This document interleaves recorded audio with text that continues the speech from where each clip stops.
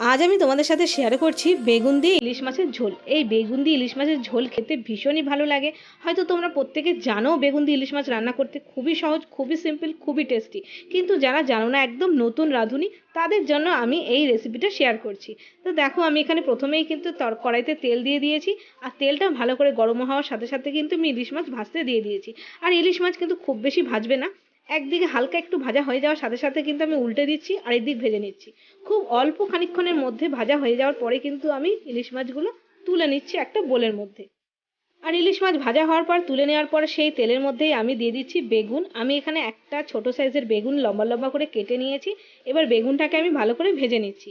আর এদিকে বেগুন ভাজা হচ্ছে ততক্ষণে আমি একটা মশলা বানিয়ে নিচ্ছি। একটা বাটিতে একটু জল নিয়ে নিয়েছি, কটা চেরা কাঁচা লঙ্কা দিয়ে দিয়েছি, পরিমাণ মতো নুন দিয়ে দিয়েছি। আর কাঁচা লঙ্কার পরিমাণটা তোমরা আরও বাড়াতে পারো। এক চামচ জিরের গুঁড়ো দিয়ে দিয়েছি। আর দিলাম পরিমাণ মতন হলুদ। আর তার সাথে সাথে একটু কালার হওয়ার জন্য দিয়ে দিলাম এক চামচ একটু কাশ্মীরি রেড চিলি পাউডার। সবগুলো মশলা একটুখানি ভালো করে চামচ দিয়ে নাড়িয়ে নিলাম। এদিকে দেখো, আমার বেগুনটাও কিন্তু সুন্দরভাবে ভাজা হয়ে গেছে।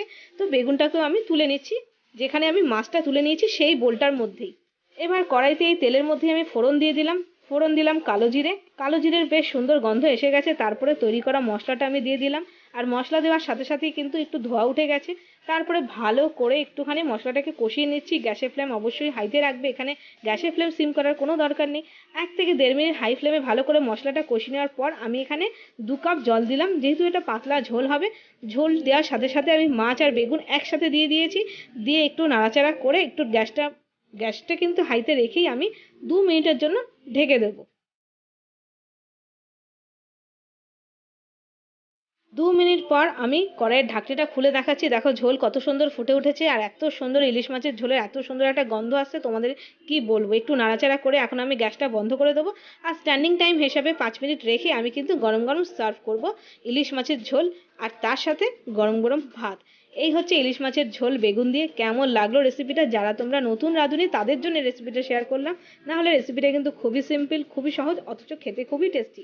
তো এই বর্ষাকালে এই বেগুন দিয়ে ইলিশ মাছের ঝোল তোমরা বাড়িতে বানাও, খাও, এনজয় করো। তো আজকে রেসিপিটা এইটুকুই। দেখা হচ্ছে নতুন একটা রেসিপির সাথে। ততক্ষণের জন্য বাই বাই।